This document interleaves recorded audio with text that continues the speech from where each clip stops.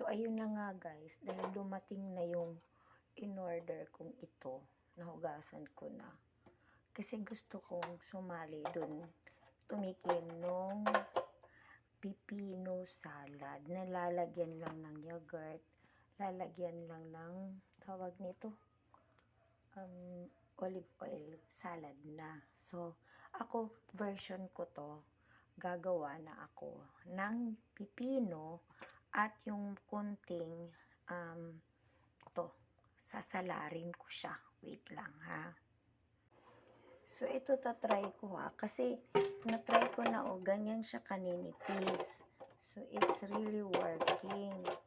So, itatry ko ulit.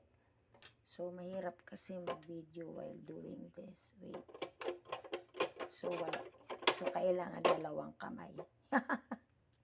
So, eto na guys. Hindi na ako naglagay ng kamatis. Bakit? Madali siyang magtubig. So, sibuyas na lang, pipino, and bitter gourd. Ampalaya.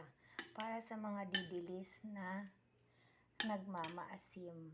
At, ayan, sinigang na hipon at may prito. At kailangan kong maraming kanin para ako ay tatapak. So, let's eat. Ako lang mag-isa.